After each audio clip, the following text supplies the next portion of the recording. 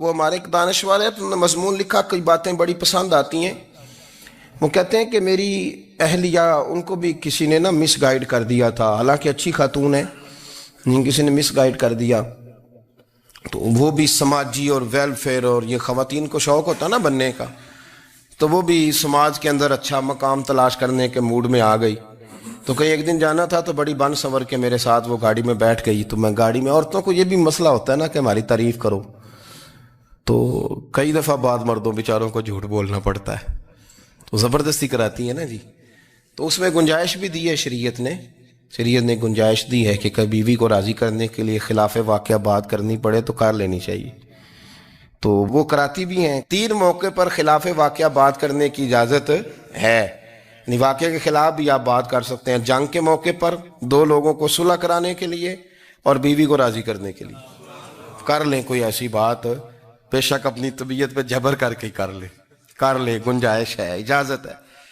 تو وہ کہتے ہیں جب وہ گاڑی میں میرے ساتھ بیٹھی بن سنور کے، تو وہ تقاضا کرنے لگی کہ میں نے مطلب بڑے اچھے کپڑے پہنے ہیں پر آپ نے توجہ نہیں کرائی۔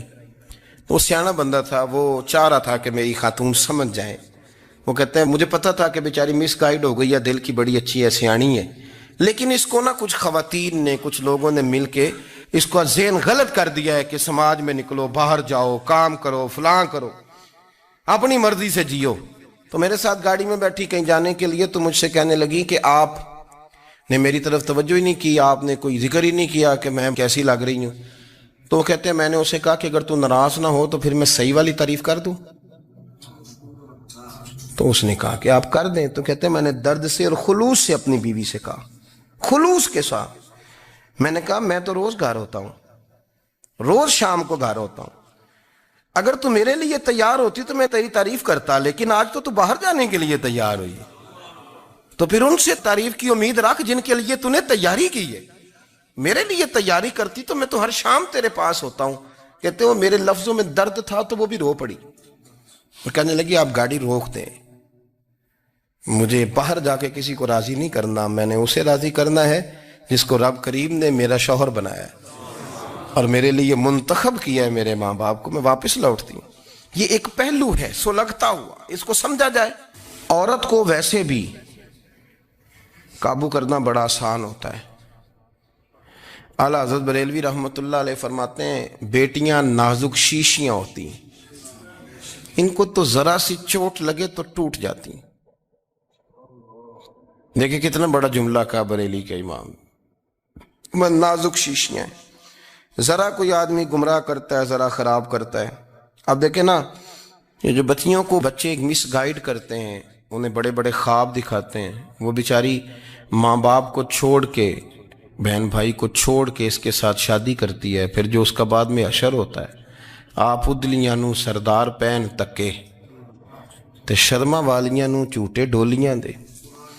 پھر وہ بیچاری ماں باپ رکھتے نہیں، وہ ظلم کرتا ہے، تو کتنی بڑی تکلیف میں وہ بچی آ جاتی۔ نازک شیشی ہوتی ہے نا تو ٹوٹ جاتی۔ یہی حال اب جدید خواتین اور یہ جو کچھ اینکر پرسن ہیں، یہ اصل میں نا یہ آپ کو سیاست سکھاتے ہیں، لیکن یہ مادر پیدر آزاد لوگ ہیں، بالکل آزاد۔ یہ تو علماء شور نہ کریں، بات نہ کریں، گفتگو نہ کریں، مشائخ بات نہ کریں، اور یہ جو کچھ سنجیدہ اور دینی طبقہ ہے یہ کوئی شور نہ کرے، یہ تو روڈوں پہ ننگے ہو کے آ جائیں معاذ اللہ۔ خوفناک نظریہ رکھتے ہیں یہ لوگ۔ عورت کو کہتے ہیں تیرے حقوق ہم تجھے لے کے دیں گے، مثلاً وہ کون سا حق ہے جو تم نے لے کے دینا ہے؟ میرے نبی کریم صلی اللہ علیہ وسلم اس کو بیٹی بھی بنایا ہے، اس کو بہن بھی بنایا ہے، اس کو ماں بھی بنایا ہے، اسے بیوی کا عالی شان رتبہ بھی عطا فرمایا ہے۔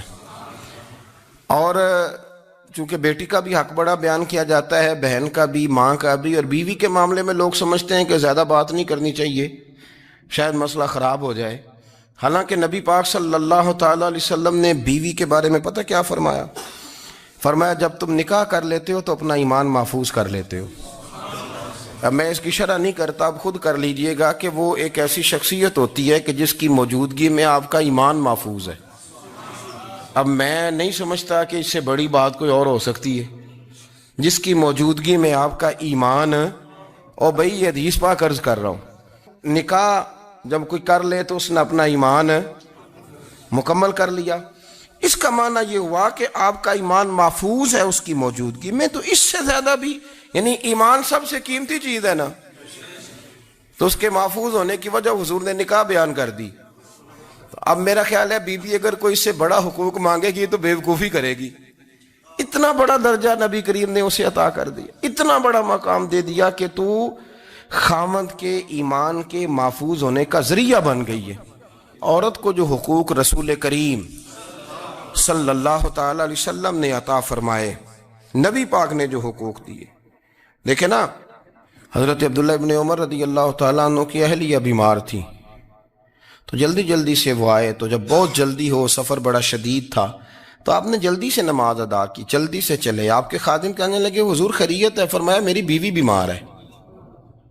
تو اس نے عرض کی حضور آپ کی اہلیہ بیمار ہے, تو آپ نے نماز بھی جلدی سے پڑھی, سفر بھی جلدی جلدی کیا.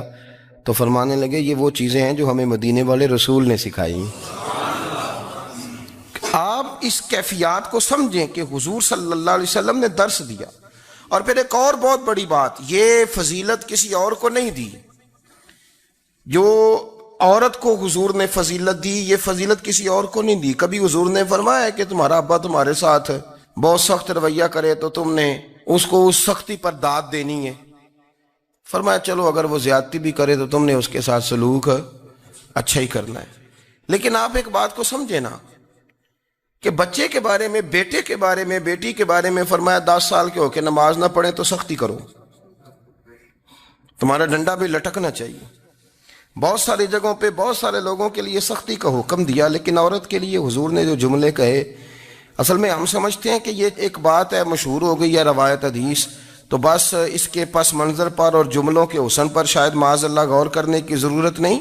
ذرا اس لفظ کی تاثیر پر غور کریں. حضور نے فرمایا عورت ٹیڑھی پسلی سے پیدا کی گئی ہے, یہ ٹیڑھی ہے, اس کو سیدھا کرنے کی کوشش کرو گے تو ٹوٹ جائے گی. تو حضور پھر ہمارے لیے حکم کیا ہے؟ فرمایا جیسی ہے تم اسی کے ساتھ نبھا کرو. آپ سمجھیں کہ اتنا محفوظ حضور نے درجہ دے دیا بی بی کو, اتنا محفوظ کہ فرمایا غلطی بھی ہو تو میرے غلاموں تم اس کے ساتھ نبھا کرو, گزارا کر لو. کو کیا اور حق چاہیے عورت کو, جس کو اس کی غلطیوں سمیت نبی پاک نے قبول کرنے کا حکم دے دی کہ اس کی کمزوریوں سمیت قبول کر لو. اب اس کو اور کیا, کوئی کمزوریوں سمیت قبول کرتا ہے؟ کبھی آپ دکان پہ بیٹھے ہو تو آپ کہیں بھی اس میں یہ بھی غلطی, میرے مال میں یہ بھی کمزوری ہے, یہ بھی کمزوری ہے, یہ بھی کمزوری ہے, تو کر لے قبول. کرتا ہے کوئی؟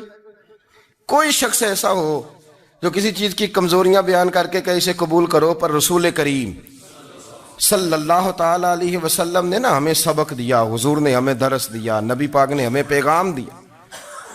فرمایا یہ ٹیڑھی ہے, سیدھی کرنے کی کوشش کرو گے تو بیچاری ٹوٹ جائے گی, تو اس کے ساتھ نبھا کر جاؤ. آپ میری بات کو سمجھیے گا. چلیں میں اس پر ایک اور بخاری مسلم کی حدیث پڑھتا ہوں. حضرت سلمان فارسی رضی اللہ تعالیٰ عنہ اور حضرت ابو درداء کے درمیان بھائی چارہ تھا. مکے سے مدینے جب لوگ آئے تو حضور نے بھائی بھائی بنایا تھا.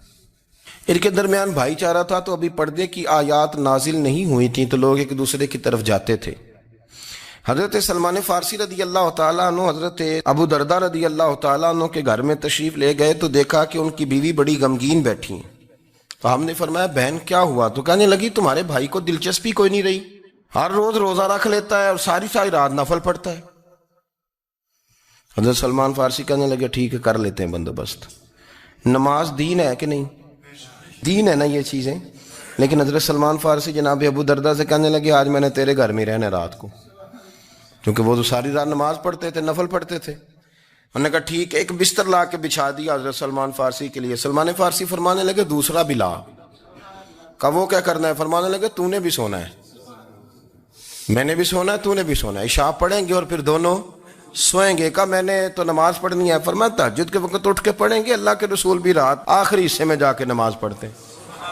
ادھر ساتھ سلا لیا. وہ تھوڑی کو دیر سوئے, اب عادت تھی ساری رات اٹھنے کی, ذرا اٹھنے لگے بستر سے. تو حضرت سلمان فارسی فرمایا چپ کر کے سو جا, وہ بڑی رات پڑی ہوئی, چپ کر کے سو جا. وہ لیٹ گئے, پھر اٹھنے لگے, تو فرمایا سو جا چپ کر کے, بڑا ٹائم ہے. سحری کے وقت اٹھے, نفل پڑھے. ان کا ارادہ تھا روزہ رکھنے کا, تو فرمانے لگے کل رکھا تھا نا, نفلی روزہ جی رکھا تھا، پرسوں بھی رکھا تھا، ترسوں بھی رکھا تھا، فرمایا آج نہیں رکھنا، آج میں تیرا مہمان ہوں، سارا دن کٹھے مل کے روٹیاں کھائیں گے، آج نہیں روزہ رکھنا، سلا دیا۔ اب حضرت ابو درداء رضی اللہ تعالیٰ عنہ کہہ تو کچھ نہ سکے، پر کہنے لگے سلمان تم پتہ تم کیا کر رہے ہو، نہ تم نے مجھے رات اٹھ کے زیادہ نفل پڑھنے دیے، سویرے روزہ نہیں رکھنے دیا۔ تو حضرت سلمان فارسی کہنے لگے کوئی لمبی بات تو نہیں نا، چلتے ہیں نا ابھی فجر میں مسجد نبی میں، تو نبی پاک کو بتاتے ہیں سرکار دو عالم علیہ السلام کی خدمت میں تو اپنی بات کرنا، میں اپنی کروں گا، حضور نتیجے کا اعلان فرما دیں گے، بات طے ہو جائے گی۔ حاضر خدمت ہوئے، عرض کی یا رسول اللہ صلی اللہ تعالیٰ علیہ وسلم یہ ساری رات نفل پڑھتے ہیں، ہر روز روزہ رکھتے ہیں، ان کی اہلیہ غمگین بیٹھی ہیں، حکم فرمائیں۔ تو نبی پاک صلی اللہ علیہ وسلم نے فرمایا پھر ہوا کیا؟ یا رسول اللہ میں نے رات سلایا ہے، سحری میں اٹھایا ہے، سویرے روزہ نہیں رکھنے دیا۔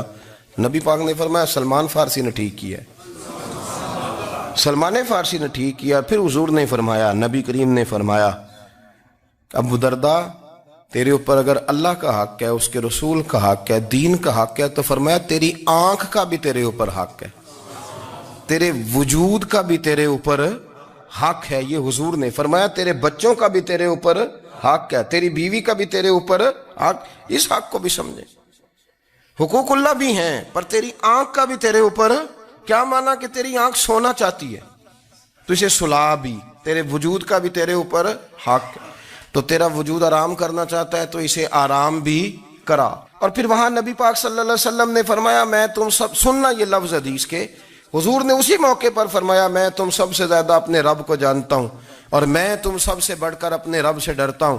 حضور فرمانے لگے میں روزہ بھی رکھتا ہوں، افطار بھی کرتا ہوں، یعنی کبھی رکھتا ہوں اور کبھی نہیں رکھتا۔ فرمایا میں نفل بھی پڑھتا ہوں اور اپنی بیویوں کو وقت بھی دیتا ہوں۔ سرکار مسجد میں بھی آتے تھے، نواسوں کے ساتھ کھیلا بھی کرتے، ان کے ساتھ پیار بھی کرتے۔ تو اتنے بڑے حقوق حضور نے بیان فرمائے عورتوں کے کہ تمہاری بیوی کا بھی تمہارے اوپر۔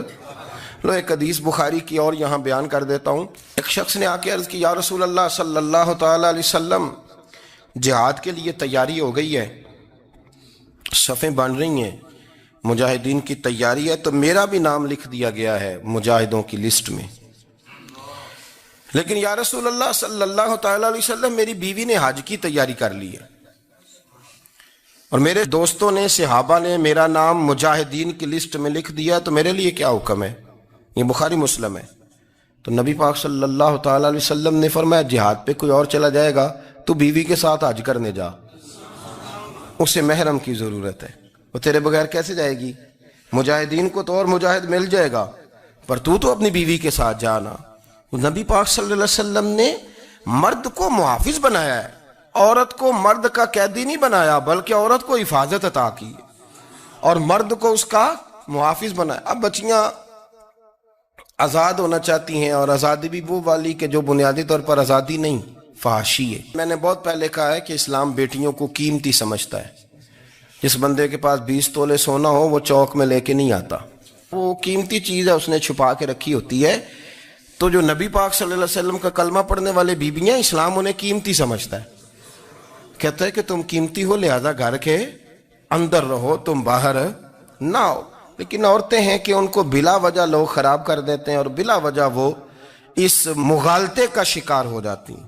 اب آگے بڑھتے ہیں۔ قرآن مجید نے سورہ نور کی آیت نمبر 30 میں کہا کہ کل للمؤمنین یغضوا من ابصارہم، فرمایا کہ اے محبوب علیہ السلام مومن مردوں سے کہہ دو کہ اپنی نظریں جھکا کے رکھیں، اپنی نظریں۔ اور اگلی آیت میں فرمایا وَقُلْ لِلْمُؤْمِنَاتِ یغضضن من ابصارہن، فرمایا کہ اے محبوب مومن عورتوں سے بھی کہہ دو کہ اپنی نظریں جھکا۔ مرد بھی اپنی نظر جھکا کے رکھے گا عورت کی طرف، لیکن یہ ساری پابندی صرف مرد پر نہیں، عورت بھی غیر محرم کا چہرہ نہیں دیکھے گی، اس پر بھی اسی طرح نظر جھکانے کا حکم ہے، جس طرح کہ وہ ہر دکاندار کو بھائی جان کہہ کے گفتگو کرنے کی اس کو بھی اجازت نہیں ہے کہ وہ بھی وہ سمجھے کہ پابندی تو مرد نے کرنی تھی، میں نے تھوڑی کرنی تھی۔ وہ جس کے پاس جائے، جہاں بھی جائے، ڈاکٹر کے پاس جائے، باہر جائے، تو وہ جس طرح مرضی اس کا دل چاہے وہ بات چیت کرے، اس کی عورت کو بھی اجازت اسلام نہیں دیتا. بنیادی طور پہ اسلام شرم و حیا کا دین ہے. حیا کی بات کرتا ہے. حیا کی جب ہم تعریف کرتے ہیں تو حیا کی تعریف یہ ہے کہ کوئی کبھی چیز دیکھ کے نا تو آپ کی طبیعت میں کراہت محسوس ہو, آپ کوئی غلط جملہ منہ سے نکالتے ہوئے ذرا جھجکیں, آپ کوئی غلط بات کرتے ہوئے تھوڑا بوجھ محسوس کریں. ہمارے ہاں تیزی سے فروغ پایا ہے بے حیائی نے. سنگیوں کی محفلیں, یاروں کی محفلیں, اس میں غلیظ گفتگو ہوتی ہے الا ماشاء. جن دوستوں کو بڑی پاک صاف گفتگو کرنی چاہیے. دوستی کا رشتہ بڑا مقدس رشتہ ہے. جو یہاں ایک دوسرے سے پیار کریں گے جنت میں بھی اکٹھے داخل کیے جائیں گے. شرط یہ ہے کہ پیار اللہ رسول کی رضا کے لیے ہو, لیکن اس کے اندر اگر آپ کی گفتگو کچی ہو, کمزور ہو, فحاشی والی ہو, عریانی والی ہو. وہ ہمارے ہاں تو اب اس کو لوگ فیشن سمجھتے ہیں, اس کو مردانگی کی علامت سمجھتے ہیں کہ وہ جی ساری باتیں جی وہاں ہو گئیں اور جس کا جو جی چاہا اس نے کہا. آپ جب حیا کے دائرے میں ہوتے ہیں تو آپ خود بھی سکون محسوس کرتے ہیں. دیکھیں نا, آپ کو نیند سکون سے کہاں آتی ہے؟ جہاں کمرہ بند ہو, چاروں جانب دیوار ہے, اوپر چھت ہے, خالی دروازہ بھی کھلا ہوا ہونا تو جب بندہ سکون لینا چاہتا ہے تو کہتا ہے یار ذرا دروازہ ذرا بند کر دو. وہ اچھی طرح اپنے آپ کو چھپا لیتا ہے نا حیا کے پردے میں, تو اللہ اسے سکون عطا کرتا ہے. اور جو اس سے بھی زیادہ ٹھنڈی نیند میں جانا چاہتا ہے وہ کہتا ہے لائٹ بھی بند کر دو. اب وہ مکمل طور پہ سمجھتا ہے کہ میں چاروں جانب سے چھپ گیا ہوں, اگر میں کھل کے بھی سو جاؤں گا تو میرا چونکہ پردہ قائم ہے تو مجھے کوئی دشواری نہیں ہوگی. آپ جب چھپ جاتے ہیں, جب آپ حیا کے اندر سمٹ جاتے ہیں, جب آپ چادر کے اندر آ جاتے ہیں تو آپ بہت ساری جگہوں پہ آسانی محسوس کرتے ہیں. تو حیا تو آپ کو سکون دیتی ہے, حیا تو دل کو راحت دیتی ہے. میں بڑی ذمہ داری سے بات عرض کرتا ہوں, قرآن مجید نے نا ایک مقام پہ مذاق کو, ایک مزاح ہوتا ہے خوش طبی, وہ نہیں مذاق, مذاق اڑانا. قرآن پاک نے نا مذاق کو ایک جگہ پہ جاہلوں کا طریقہ بھی قرار دیا ہے. بنی اسرائیل کے لوگوں سے حضرت موسیٰ نے کہا کہ گائے ذبح کرو اور ایک ٹکڑا مقتول کو مارو, زندہ ہو کے خود بتا دے گا مجھے کس بندے نے قتل کیا. تو کہنے لگے آپ ہمارے ساتھ مذاق کر رہے ہیں. تو قرآن مجید کہتا ہے کہ حضرت سیدنا موسیٰ علیہ السلام فرمانے لگے اعوذ باللہ ان اکون من الجاہلین. فرمانے لگے میں اللہ کی پناہ مانگتا ہوں کہ میں جاہلوں میں سے ہو جاؤں. یہ مذاق کرنا تو جاہلوں کا طریقہ ہے. اگر آپ کی زبان سے بے حیائی کا جملہ نکل گیا, اگر آپ کی زبان سے بے حیائی کا جملہ نکل گیا, آپ نے کہہ دیا کہ ہم آزاد لوگ ہیں, جو مرضی کریں گے, جو مرضی کہیں گے, جو ہمارا دل میں آئے گا کریں گے, تو پھر تو لوگ آپ کا وہ حشر کریں گے کہ آپ سے برداشت ہی نہیں ہوگا. جس کا لوگ مذاق بنا لیتے ہیں اور جو مذاق بن جاتا ہے پھر اسے کچھ جینے دیتا ہے. آپ حیا کی چادر میں چھپیں گے تو بچیں گے. اگر آپ نے اپنا مذاق بنوا لیا یہ کہہ کے کہ میں نے مرضی کرنی ہے, پھر یاد رکھنا چھپنے کو جگہ نہیں ملے گی.